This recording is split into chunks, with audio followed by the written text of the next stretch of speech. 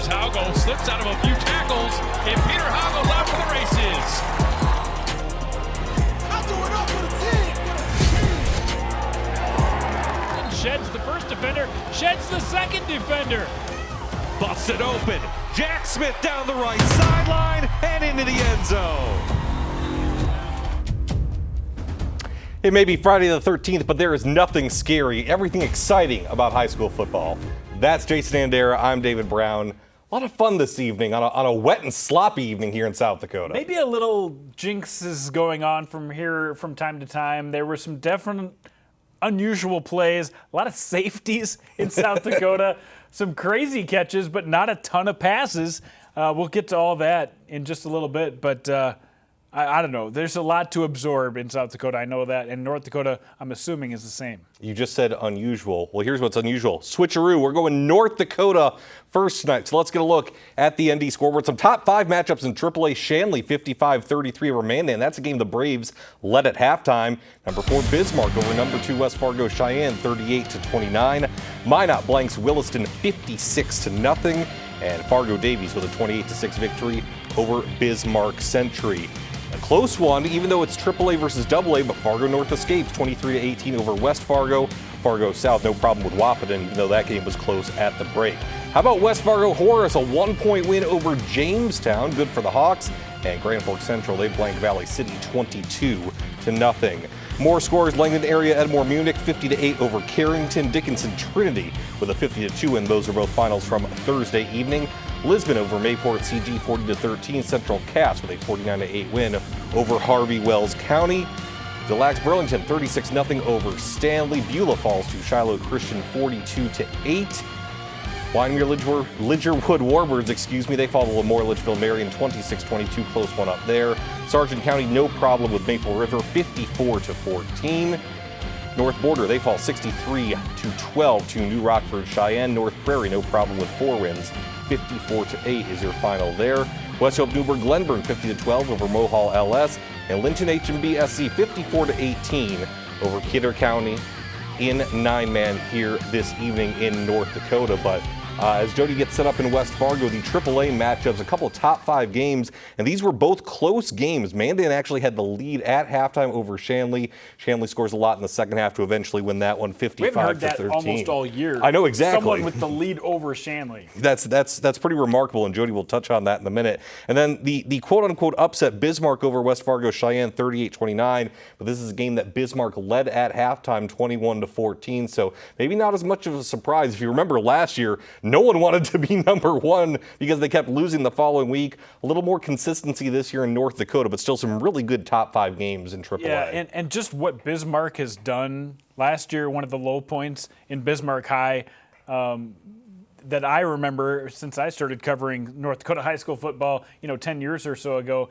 they were so dominant. And then for them to go as low as they did last year and for them to come back and have a year like they're having this year, it's nothing short of amazing. And again, keep in mind, anything can happen here in the playoffs. Remember, Bismarck Century, they had a below 500 record in the regular season last year, made it all the way to the Fargo Dome for the Dakota Bowl. So you never quite know what's going to happen here in North Dakota football. And again, some more interesting results. Even though Fargo North is AA, that's a good win over a AAA West Fargo team. I know West Fargo is not having the greatest season, but anytime you're a class down, even the number 1 team in class down can still beat a AAA team. We've seen it in South Dakota, now we see it in North Dakota. Yeah, and Fargo North, again, another team that's having a tremendous season, but a win like that is one that you remember for years after, even though, like you said, West Fargo, not the same West Fargo team we've seen in the past, but a big win nonetheless. And more AA action, that Fargo South Wahpeton games, 35-13, but that was a 14-13 game at halftime. And then West Fargo Horace, again, one of the newer teams in North Dakota, they eke out a win over Jamestown, an upset over the number 4 ranked Blue Jays. While we have a moment, let's go quickly through the South Dakota scoreboard. You were at Howard Wood tonight, 56-7. Lincoln, no problem with Washington. Same thing with O'Gorman, no problem, 42-7 over Rapid City. Yeah, these two teams, had to take care of some business to make sure they stay in those top 2 seeds. We know that O'Gorman's game against Harrisburg next week now that both of those teams took care of business, will mean a lot more. Yep, early game, which you saw here on Midco Sports, 34-6, Brandon Valley over a depleted Sioux Falls Jefferson team. We'll break that one down a little bit later. Harrisburg, no problem up in Brookings tonight, 61-0. Sioux Falls Roosevelt wins out west, 35-21 over Stevens. Pierre and T, this was a close game. T had the lead in the first half. They got close in the fourth quarter, couldn't quite pull it out as Pierre wins 26-18. That's kind of the opposite of how T has been playing lately. They usually have to push it into high gear to get the win or to somehow, overcome a slow start. But tonight kind of went the other way as Pierre was off to a slow start but got it done 26-18. Yankton had a little bit of trouble with Aberdeen Central tonight. Golden Eagles actually led this game at halftime, but the Bucks come through in the second half and win by 10. Watertown, no problem with Spearfish, 42-7 your final there. Sturgis over Douglas, 45-21. Huron over Mitchell, 19-14. That was close too. Mitchell was up for a while, but for Huron to get up to 4 wins this year, that's positive for those Tigers. 11A versus 11B. Remember, Del Rapids had trouble out in Hot Springs earlier this year. Not so much trouble with St. Thomas More, 42-15 your final out west. West Central, a good bounce back for them. They lose to Winter last week. Bounce back on the road this week over a Lennox team that's struggling offensively. Yeah, Lennox 2 weeks in a row now has really struggled to put points up on the board. They only had 1 touchdown last week. They only have 1 touchdown this week.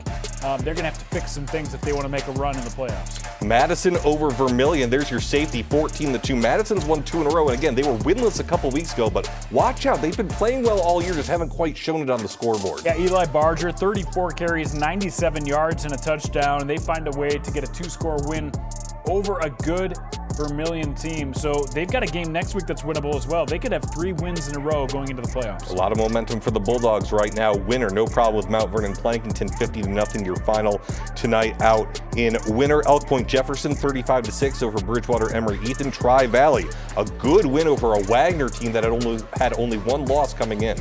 Important win for Tri-Valley to kind of get them out of that middle of the pack. So hopefully they can avoid playing Winter in a rematch. Woonsocket, Wessington Springs, Sanborn Central loses for the first time this season, 7-0 over a Rapid City Christian team that's kind of been lurking all season long. We talked about their offense early in the year, but it's really defense that's gotten it done for Rapid City Christian here over the last month. Big win for them to go on the road and get a shutout. 12-2, Elkton Lake Benton over De Smith. That's 9AA over 9B.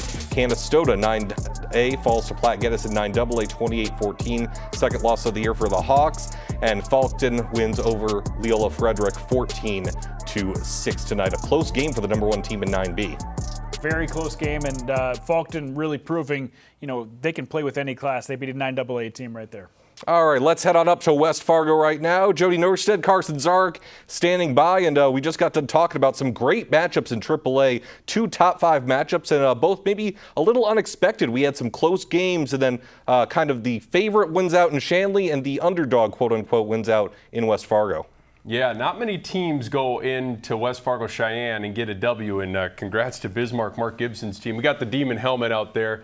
Mark was giving me grief. He's like, you haven't talked to me for a while. They didn't win any games last year, but all of a sudden, Bismarck cooking right along. They get a big win tonight against Cheyenne. Of course, the final regular season games for Class A and 9-man tonight, so a lot of playoff scenarios to sort through. But Carson, let's jump into it. Bismarck taking on Cheyenne, 4th-ranked Demons, 2nd-ranked Mustangs. Both teams probably in good shape to host a quarterfinal playoff game. Cheyenne scores on its opening drive, 4th and 4. Caden Olsen erased Wilson for the touchdown. Then a long kick return for BHS. Then a 13-yard touchdown run for Staudinger. Boy, Staudinger was really good in this game. He had a couple of touchdowns, more from him coming up in a bit. And then it's Olsen going to pass it to Wilson again. Gosh, this guy's got a lot of speed. Yeah, Race Wilson is all over the field every game, hopping in the end zone with 2 quick scores to open it up. And then it's back to that young man, Deegan Staudinger. Rolls into the end zone again, and that makes it tied up at 14 with 7:10 left in the second. And then on a 4th and 2, Bismarck High is going to make a big stop here defensively, and this was the key. Will you be able to slow down either of these offenses? Bismarck gets a big stop there, and they turn it into points. Carter Henke on the other end, and Henke's had a really special year. Henke's going to just meander his way through, and boy, they have great blocking up front. Makes it 21-14 Demons. Their first lead of the game comes with just under 3 minutes left in the first half. BHS up 21-14 in the break. Both teams score on their opening drive of the third, and then it's Bridger Owens, the fullback dive. That makes it 35-21 with 5:30 to play in the third. Then Olsen's going to answer. Scores on the keeper. They add the 2-pointer. They trim the Bismarck lead to 6 at 35-29. And then Cheyenne with a little bit more momentum. Sullivan Irie, one of the best defensive backs in the state. Yeah, Irie is an X factor on defense. Really just comes up with a big interception to get that Mustang offense the ball back. But the Mustangs give it right back. A turnover on downs forced by the Demons. Again, another big tackle on a 4th down. Caleb Gear can't get it. And Bismarck, again, another big turnover down the stretch. Ashton Molsoff with the interception. Bismarck High escapes Cheyenne with a 38-29 victory. Once we get a final look at those rushing totals, they're going to pop out a little bit for Bismarck High as they were able to have success running the football, and that was behind big guys like Jack Schaefer up front. And we talked to one of those big men afterwards. Prove that we can bounce, that we can keep a lead, that we can come back from mistakes, that we can fight to the very end. Something last year's team couldn't really do. I mean, we just wanted to show up and we wanted to show everyone what we could do. I mean, our coach, we knew all offseason how much we needed to change, and not only physically, but as our team's rules and how strict we are, and how much effort we put in every single play. And you can tell the effort that those guys put in. I was looking at the Bismarck High offensive line. It's like 240, 250, 300, 300, 315. Yeah. They got some big dudes up there. Yeah, there's a lot of beef on that Bismarck High offensive line, and that's really what carried them to be able to, kind of bully Cheyenne at times and to be able to pick up a huge dub in Cheyenne on the road. Huge win for Bismarck High. So that was kind of confusing because Minot beat Bismarck, Bismarck beat Cheyenne, Cheyenne beat Minot. So there's some parity in Class 3A, and here's more evidence of it because a tight one tonight between Mandan and Shanley. Tomorrow will mark the 1-year anniversary of Shanley's most recent loss. That came at the hands of Mandan, the same team they're playing tonight. Balanced attack here, Sam Oshek looking to pass here, a little bit of trickery, but it falls into the wrong hands. Turnover, Paxton Olhauser with the interception, and then Hudson Sheldon calling his own numbers, fights off defenders into the end zone. Mandan up 7-0 early. Deacons are going to answer right back on their next drive. A quarterback run here. Landon Meyer finds some space with a great opening up front. They think that they got him down. How about that play? Good thing there's no instant replay in high school football. Landon Meyer gets away with one, rolling over the defender for 6. What awareness. So Meyer goes in to the end zone, and then he capitalizes again. Deacons take an 8-7 lead. He is brought down eventually. He pops right back up, but 8-7 there, and there was a lot of scoring in this one. You mentioned it. You were watching at the end. A key play late. Mandan had a chance to go in front. They get stopped on the goal line, and Shanley gets big. Yep, right after that, they threw an interception at the 1-yard line. Shanley had it. 3rd and 10, 99-yard touchdown pass to Sam Oshak, which really was the dagger in this game. Yeah, Meyer and Oshak, boy, what a year that they've had. And Shanley does stay undefeated as they go into the final week of the regular season against the old rival, St. Mary's. 55-33 tonight. Good fight by that Mandan club. 3rd-ranked Minot and the reigning game ball winner, Tyson Ruziska, taking on Williston. Magi trying to build some momentum with the playoffs just around the corner. Look at the black jersey. 2nd play of the game, Magi. Lucas Beater with time to throw, hits Logan Conklin. Double coverage, doesn't matter. Makes it 7-0 Minot, and Magi add 2 more scores and lead 20-0 going to the 2nd. Beater under center, hand off to Ruziska. Ruziska bullies his way in. All Minot High tonight. Kyle's work well in short yardage situations. Alex Bloom, the quarterback, hits Coulter Asbell, who jukes out his man. Take a look at that nice nifty move. Brought down, but Minot gets the ball back, and Beater is going to take the helmet off, and Cash Danielson comes in. Fakes a handoff, and he rolls. Hits Braden Nelson, the senior wide receiver upstairs. They got some guys that can jump. Yeah, Conklin, is a big play receiver, but then, you throw this guy in the mix. They really are multifaceted at the receiver position to also back up the running back position in Ruziska as well. Minot just continues to hum along. After the win against Bismarck last week, they top Williston this week. They get West Fargo at home next week after a big 56-0 win. Davies and Century both sitting at 3-4 on the year, trying to improve their position in the playoff race. Eagles with their first shot of revenge after the Patriots bounced them in the semis last year. Here's Zach Lilly. He's been doing this a lot. Gets the handoff, scores from 25 yards out. Then it's going to be a Lilly again, 23 yards on this touchdown. Lilly just runs so hard. Yeah, he's a powerful back with a burst of speed to also burn the secondary. You're going to see a whole lot of him as his season progresses. And then some defense. Michael Twardowski looking to pass, but Maddox Maloney with the interception. Big game-changing play. And then 4 plays later on a 4th and 10 here, Gage Brewer throws it up to Lucas Wilm, who comes down with it at the 1. What a catch. Yeah, Wilm just out-jumped his defender. Big play. A few plays later, who else do you think? I'll let you take this one, partner. Yeah, Lilly goes Chris Boomer impression up the middle for 6. 3rd touchdown of the half. Davies led 21-0 at that point. Eagles flying home with a dub tonight. They win big 28-7 and get back to 500 on the year. Lilly with 3 rushing touchdowns. Fargo North trying to reach 8 wins for the first time since the turn of the millennium. They'd have to accomplish it by defeating a gritty West Fargo squad that's been playing better the last month. Spartans at the goal line. Who else will they hand it off to? Peter Hago hammers his way in. It's 23-12 at the break, and it's a pin drop quiet in the second half. West Fargo near the red zone, going for it on a 4th down. To Keaton McGregor, it's incomplete. North gets the ball back, and they also punted away. So we fast forward 5 minutes left in the 4th. Packers in the red zone. Leighton Hoffland hurdles 2 Spartans and gets into the end zone. Touchdown West Fargo, but the 2-point try fails and they won't get the ball back. North knocks off the AAA squad and remains undefeated with a 23-18 win. Peter Hago, another big night in that one. Yeah, we've had our eye on him all season long, and he continues to put the Spartans on his back. How about in Class A? We had some Thursday night football in Dickinson as Trinity celebrated senior night. Titans have been dominant 8-0. Nobody's been within single digits of them. That trend continued against Southern McLean. Gage Glasser sprints to the end zone. This makes it 14-0 in the first. Titans keep pouring it on. It's going to be Jace Kovash threading the needle on this pass to Luke Schob. How about this pretty play? Yeah, Luke Schob, big guy out of Trinity. Let's watch it here as he just tiptoes those 2 feet into the end zone. That would have been good on Sundays, I think.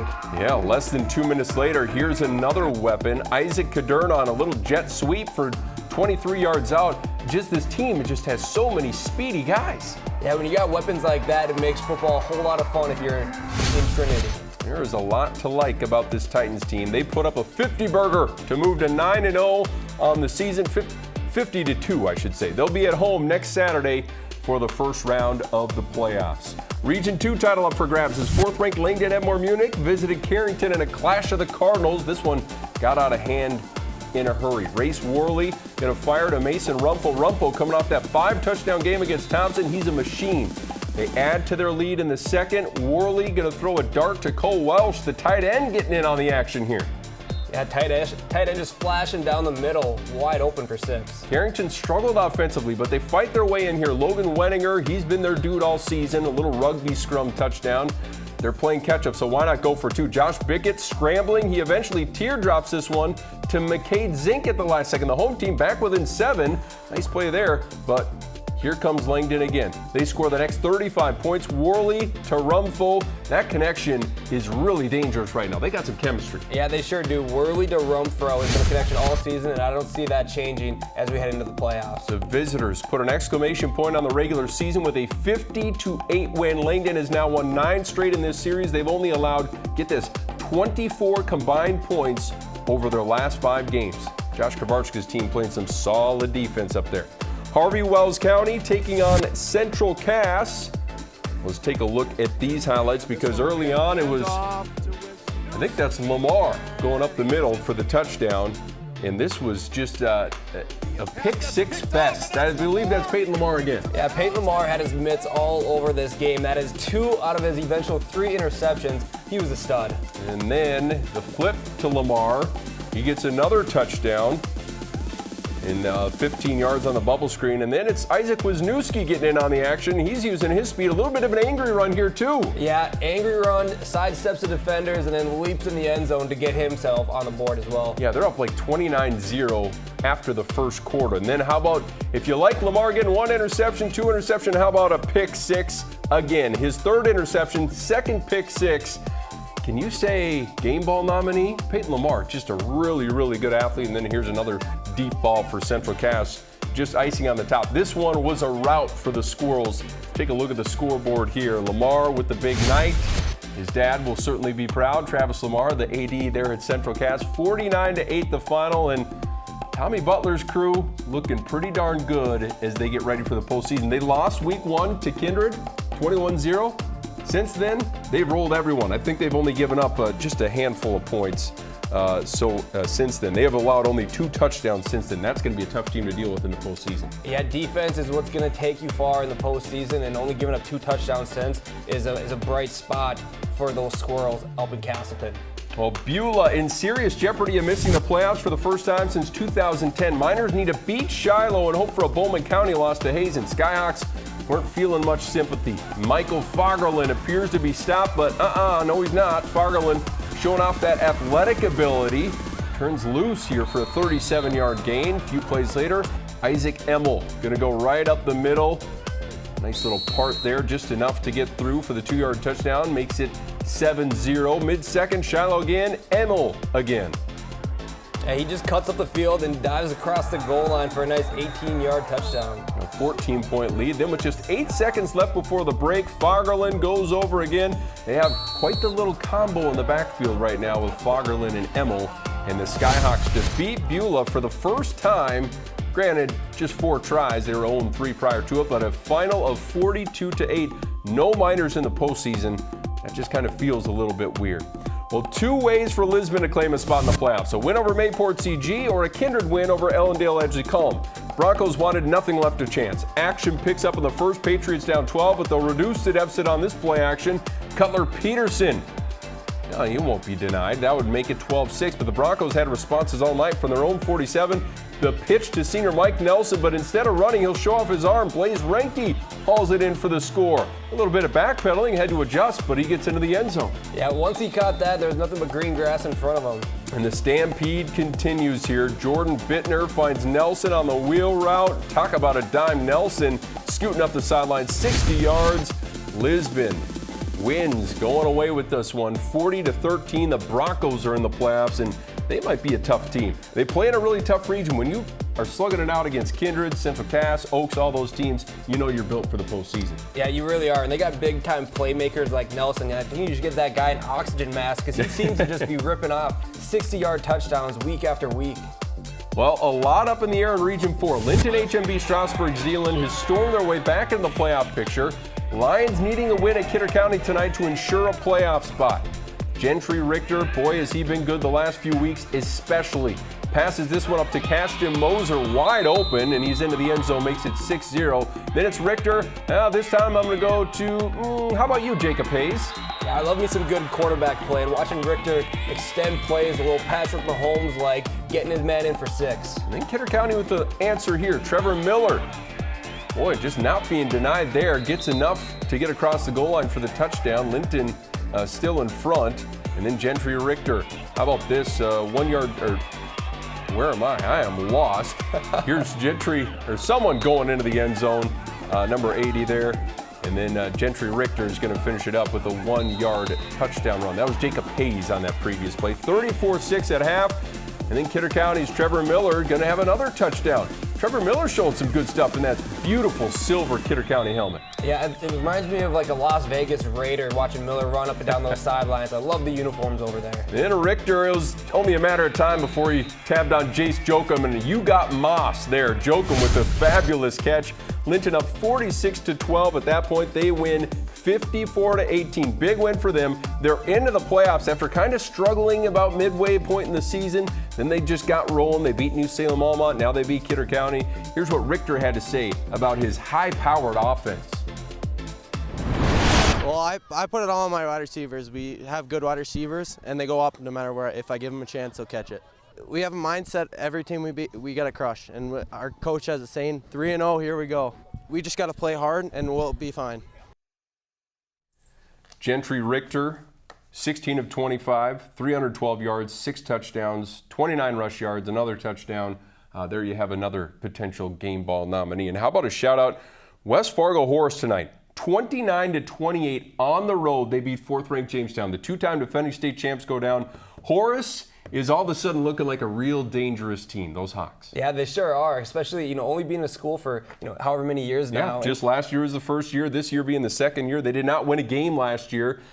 It's kind of like Bismarck. Bismarck didn't win a game last year. Bismarck's starting to roll, and now a big win for that West Fargo Horace team. So a lot to keep an eye on. We'll have a little bit more coverage coming up in zone coverage. We'll hear from Mark Gibson, that Bismarck head coach, and Curtis Walls for Linton HMB. But next, South Dakota highlights down in Sioux Falls.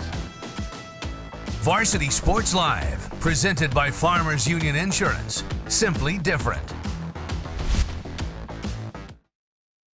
Varsity Sports Live, presented by South Dakota State University. Build a better future with South Dakota State University. And welcome back to VSL. David Brown, Jason Andera. As we mentioned, kind of a rainy, ugly night here in South Dakota, but nothing ugly about Sioux Falls Lincoln. They looked pretty once again. You know what? They have been undefeated. They've had running clocks now in 6 of their 8 games. Which Unreal. means they've had a 35-point lead in the second half against pretty much everyone in the state. And they did tonight again against Sioux Falls, Washington. Let's get a look at these highlights. You saw it right here on Midco Sports. It started out with Ralph Williams on the ground. Yeah, they started the game with Drayvon Hodge. He kind of limped out, and they alternated between Josh Myers and Ralph Williams got him on the board. 27 yards, 7-0 Patriots. Later in the first, 3rd and 14, Tate Schaefer, a dime to Dawson Syme. He wasn't, that was a good one.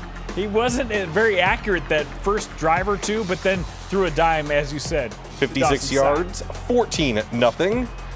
And then on the ensuing, still in the first, back to Mr. Williams. And this to me is an offensive line touchdown. You see Adam Barron looking for somebody to block. He can't even find somebody to block. That's how open he was.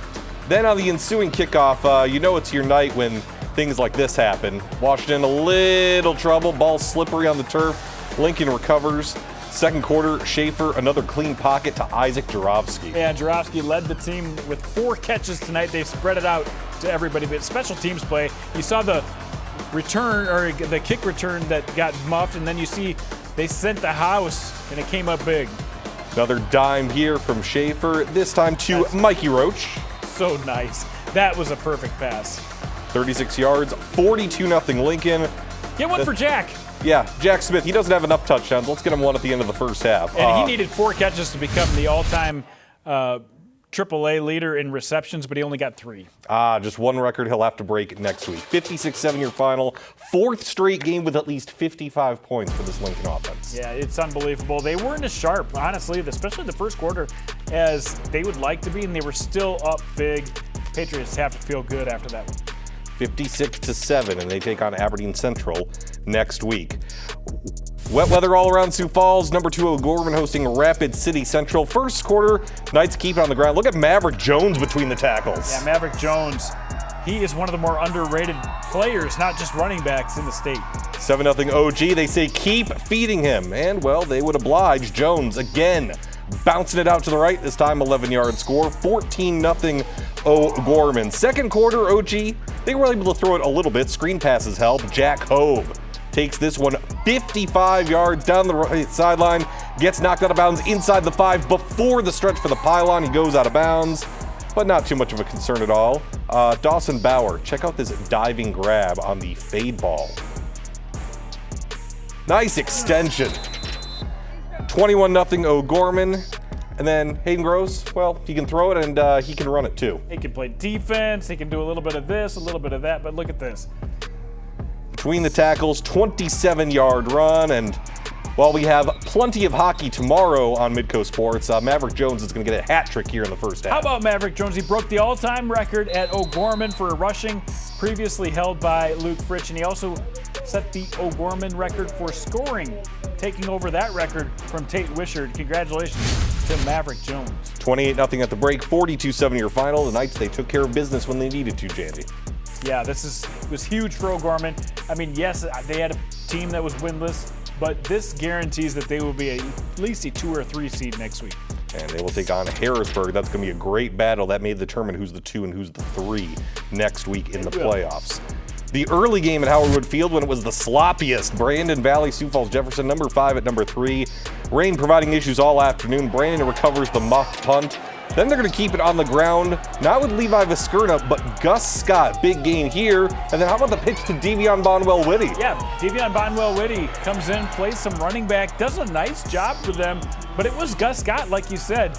between the two of them, had a great night. Ethan Swenson dealing with an injury, trying to gut it out, but this pass just sailed on him, picked off by the Lynx, who are back in business. And then on the ensuing possession, the screen to Landon Delaney, he somehow stays in bounds. Look at this. He had 4 amazing catches tonight. This one might be the most impressive run after the catch. You can tell the guy runs incredibly fast and turned on the burn. 55 yards, 14-0 Brandon Valley, back on the Gus bus.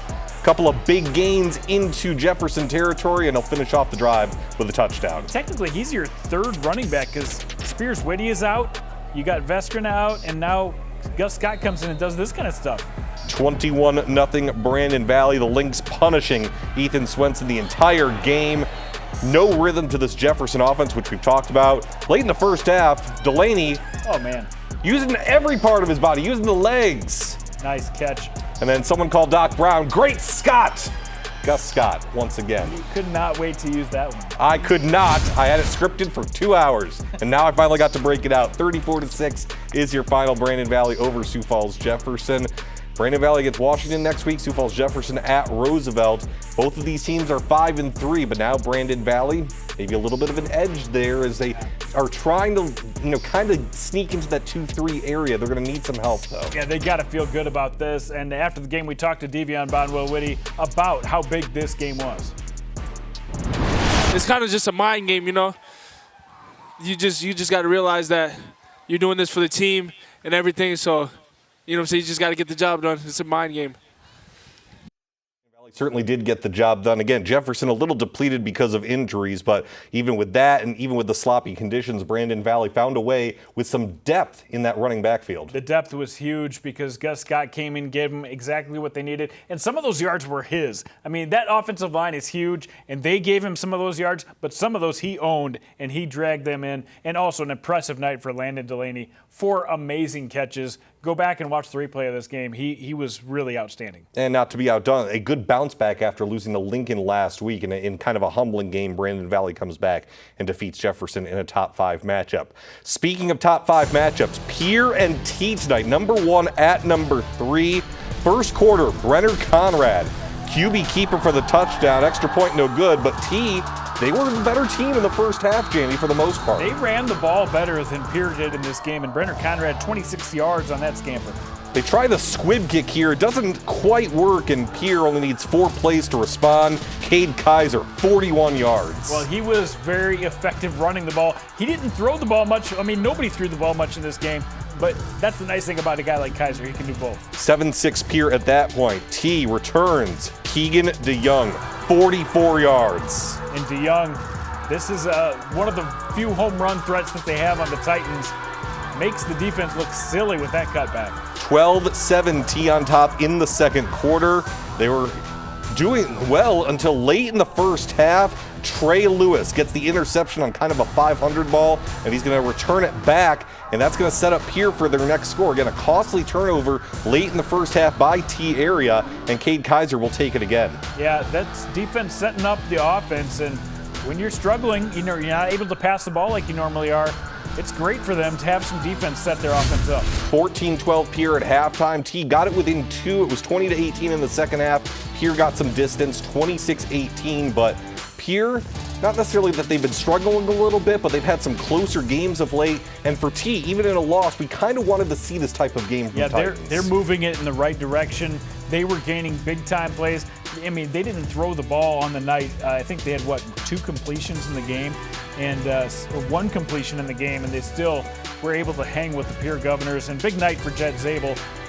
3 catches, 98 yards. So the few catches that they had, all 3 of them went to Jet Zabel, and he made a difference. A solid road win for Pierre, but again, T, nothing to really hang your hat on. There's no moral victories, but gotta like what they did on the ground against that Pierre defense. Yankton and Aberdeen Central. This was a tough one for the Bucks. In the first quarter, Evan Sirk gets the carry and puts Yankton up 7-0. Aberdeen would get a safety a little bit later. Then late in the first quarter, Aberdeen with the ball. Edley Amar puts the pressure on, gets the strip sack. Riker Frank from Yankton recovers in the end zone. So it's 14-2 Yankton, but Aberdeen, no quitting them. Avery Ligon, 28 yards, almost gets in. They're going to call him down at the 1-yard line. I don't know about that one, but either way, they get in with the QB sneak on the next one. That makes it 14-8. And then later on, right before halftime, Parker Leamer throws to Cooper Eisenbeis, catches it at the 1. Then Leamer with a sneak. Aberdeen leads 15-14 at the break. Third quarter, looking for more. Ligon all the way 34 yards deeks by the defenders. But Yankton would have enough in the second half to come back. Matthew Sheldon with the touchdown to the left. And then one more, Lucas Kampshoff to Tucker Gilmore. Bucks found some more offense in that second half, Jandy.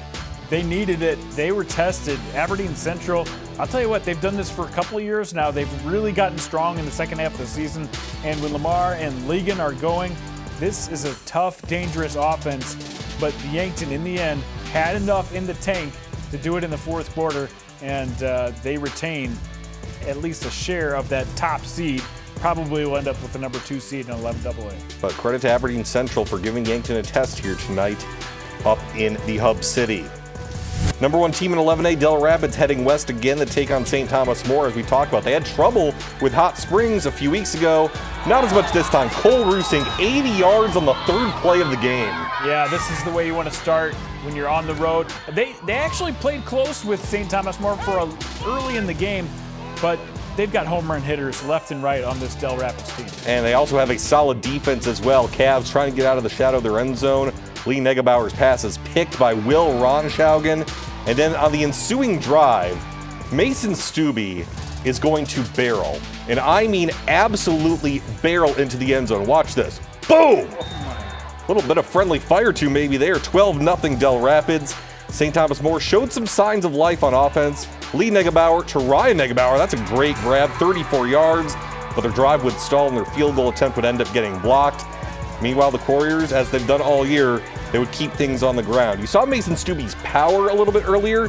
Check out the finesse. Tripped up, stays on his feet, bounces it outside, eludes another tackler for an 80-yard touchdown of his own. He has 178 yards in the night and has been the player of the year in 11A.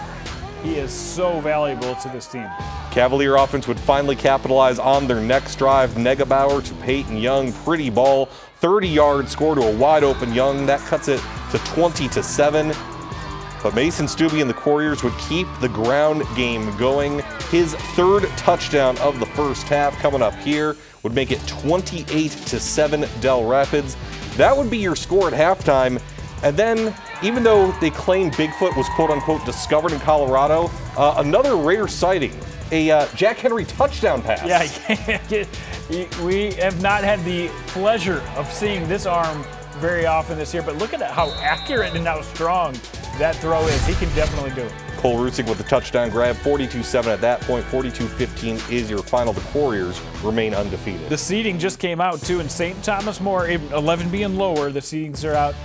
They get Tri-Valley in their first-round game, a 5 versus 12 game. Ooh, that's going to be a very interesting matchup. We talked about Tri-Valley with a big win earlier tonight against Wagner, so that'll set up some interesting stuff out in 11B. More 11A, West Central versus Lennox. Both teams looking to bounce back from tough losses last week. Number 2 at number 5. West Central, as they've done all year, kept on the ground. Chet Sarda breaking through the line. Yeah, they go back to the power run last week. Had trouble with the power against Winter, but tonight they were back in action. Jesse Jost, you can see how rainy it is out in Lennox. 12-0 Trojans. And then Crew Hire with a great run here. Yeah, he's had plenty of great plays, but he runs tough and gives them that option to throw the ball. Chet Sarda with his second rushing touchdown. 20-0 West Central. Caden Olfson, nice run here, keeping it himself. Boy, when it's raining, West Central deciding to keep it on the ground. It rains, it pours, Dave. It does, literally and metaphorically. Jade Jarding gets his rushing touchdown, 28-0. Lennox, Boston Caster to Porter Enan near the goal line. And then Lennox, they try and get a touchdown here late in the first half. You see the clock in the background, time running out, but Chet started with the sack. So it's 28-0 West Central at the break, and they end up winning this one 36-6. That is a really impressive win and a really good momentum builder for West Central. Lennox, on the other hand, 2 big losses in the last 2 weeks. West Central against Millbank next week. Lennox, a big one at Sioux Falls Christian. To the 9-man ranks, cross-class matchup, number 2 in 9A Canastota visiting 9AA Platte Geddes. Windy conditions made it tough to score till late in the first. Jai Bailey up the middle, 2-yard run. Platte Geddes takes an 8-0 lead. Move to the second. Hawks on the move now. Levi Schroeder finds a running lane, and he also finds Pater. 17 yards, 2-pointer, no good, so it's still 8-6 Platte Geddes. And then Parker Bailey fakes the screen and the handoff. Deeks a defender. He nearly scores, gets tackled right at the 1-yard line. Next play, however, Joey Foxley. Fox on the run. 2-point conversion good. 16-6 Black Panthers at the break. In the third, Canastota trying to keep pace. Schroeder with his second rushing touchdown. That cuts it to 16-14, but that's as close as the Hawks would get. Foxley feeling foxy with his second rushing touchdown. 28-14 is your final. Canastota a couple losses recently. Not a great way to end the year for the Hawks with 2 losses. They earn a 4 seed now and will play Centerville.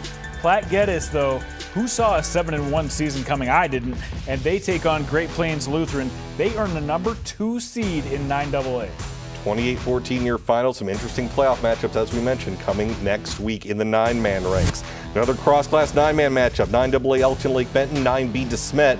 Early first, we got some special teams highlights, Jandy. Wow. Trace Van Regenborder with a great punt for DeSmet. Caden Fast, pretty fast. Oh, wow. Saves it from going to the end zone down to the 2. And we show that because a couple plays later, bad snap. Safety? Elks can't handle it. Tackled for a safety. 2-0 Bulldogs. But after that, the Elks clean things up. Blake DeVries finishing up a long drive with this rushing touchdown. And then in the fourth quarter, Tegan Krogh would go right up the middle. A rock fight goes the way of the Elks. 12-2, a baseball final in 9-man football. Yeah, and that's really tough for DeSmet. They really could have used a victory. They also needed some help from Avon, and Avon also won their game against Wolsey Wessington. That makes Avon the number 1 seed in 9B. Didn't see that coming, and takes DeSmet all the way down to a 4 seed in 9B. So a big change on some of the outcomes tonight that I didn't expect to see. Absolutely. We will break down all the playoff matchups next week on Football Insiders on our Midco Sports social media channels. But again, some interesting things we're going to see, and we'll break it down next week after some interesting finals tonight. When we come back, it is zone coverage. We'll hear from the coaches in both North and South Dakota on a sloppy night across the Dakotas. You're watching Varsity Sports Live on Midco Sports.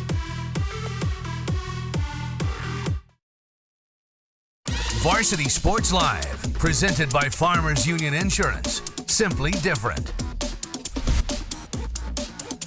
A couple more shout-outs. Again, Horace had to get their helmet up here. 29-28 victory over Jamestown tonight. A big win for the Hawks. Lemoore Litchfield Marion got a big win over Wyndmere Lidgewell. That one decided the region champ there. So Lemoore Litchfield Marion will be the 1 seed. The playoff seedings are out already. Go ahead and you can check those out on Twitter. My man Chase Miller already tweeted them out. I'll make sure to share those.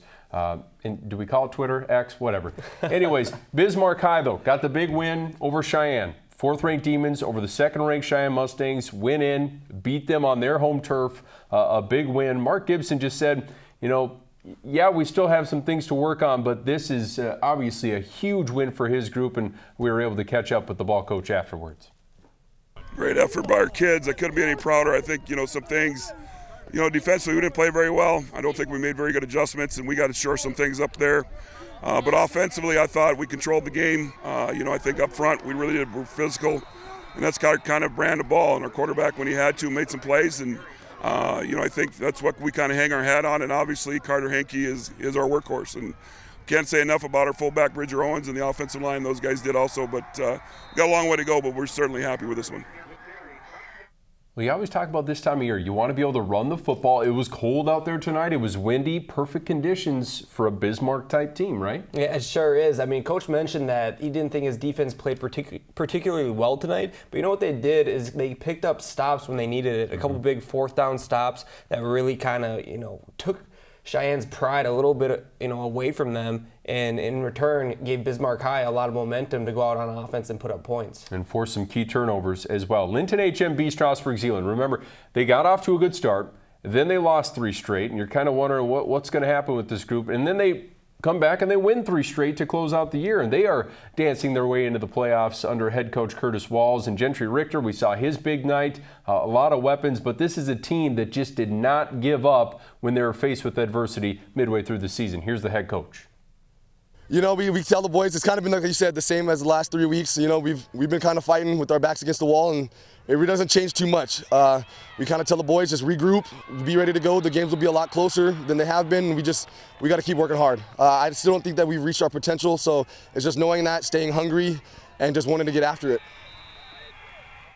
How hard is that to dig deep when you know, okay, we're struggling a little bit, but let's keep slugging through it? Yeah, absolutely. I mean, they had a couple really close losses to Grant County Flasher, Henninger County earlier in the season, but to be able to respond to that, and I mean, credit to, you know, Gentry Richter for really willing his team into, you know, these victories. He had 7 touchdowns tonight. He's been balling all year. He's a guy that they're going to turn to really carry him when tough times happen like they did midway through the season. And it will be tough next week. They play at West Hope, Newburgh, Glenburn in the first round of the playoffs. Walker Broughton has been an unbelievable athlete in the state, and he knows how to light up the scoreboard. West Hope, Newburgh, Glenburn was undefeated. Sargent County finished an undefeated season tonight, so congratulations to head coach Eric Olson and those Bulldogs. New Rockford, Cheyenne, Maddock, and South Border, your other region champions in 9-man. But again, those brackets are out for the public to view and get us all fired up because the playoffs start a week from tomorrow in 9-man in Class A, and it's going to be a lot of fun. Of course, the regular season wraps next week for the big schools, and we will have Fargo North against Jamestown on our air on Thursday night, guys. Awesome. Looking forward to it. Thank you so much, Jody and Carson, up in West Fargo this evening. And similar to North Dakota, South Dakota, we got some playoff brackets here to go over as well. 11B and obviously the 9-man schools, some interesting seedings that literally have just come out in the past couple of minutes. Yeah, that's going to be interesting for some of these teams that I thought may have a little easier path to the Dome that, you know, things change. But, yeah, there's a lot to go through. Like you said, we'll do that all on Football Insiders, which we're going to have on Wednesday this week instead of our normal Thursday time. Brandon Valley, one of the teams tonight in AAA that kind of took advantage of the sloppy weather, kept things on the ground, and a good bounce-back win for them over Jefferson after Lincoln pummeled them last week. They needed that comeback win. I mean, you think about it, they lost 2 games early in the season, both very close games to 2 of the best teams in the class, and then they got, you know, crushed by Lincoln just like everybody else. But other than that, they've played some really good ball games, but I don't know if there was a more important game on their schedule than what they did tonight. And after the game, Matt Christensen talked to us about the big win.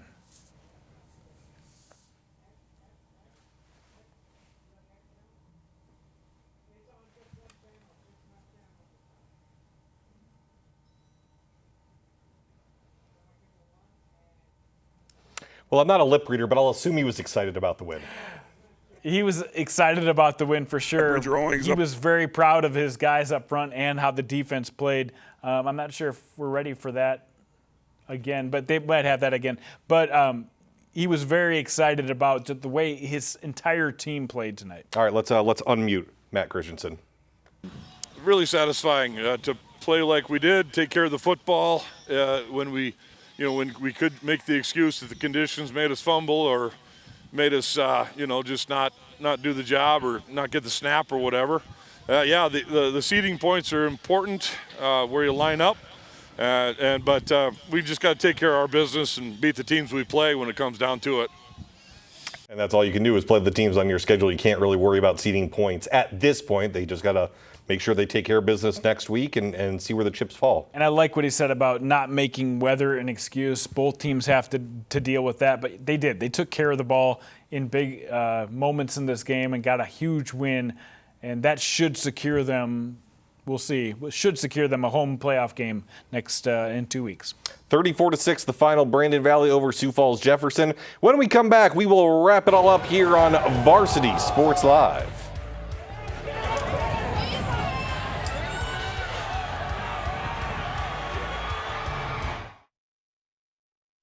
Varsity Sports Live, presented by South Dakota State University. Build a better future with South Dakota State University. Welcome back. The playoff fields are set in 11B and all the 9-man classes. The brackets just came out after the wins and the seeding points were calculated. Just your quick thoughts on some interesting seeds. So all those 4 smaller classes go with 16 teams. Honestly, the first round games aren't super thrilling. We do have Rapid City Christian against Woonsocket Wessington Springs Sanborn Central. It's a rematch of what just happened tonight. Of what happened tonight. But I'm looking ahead at the second round, potentially in 9AA. Hanson plays Parkston right away. Ooh. And then we've possibly got Hot Springs and Sioux Valley going at it for a quarterfinal matchup. Those feel more like dome games to me. Absolutely. Just a very interesting bracket on all sides. We'll break it down on Football Insiders on our Midco Sports social media channels next week. An amazing day tomorrow. We got UND NDSU football, Hobota UNI SDSU football, UND hockey, and Augustana hockey. All of that's tomorrow. For Carson and Jody and Jandy, I'm Brownie. Good night.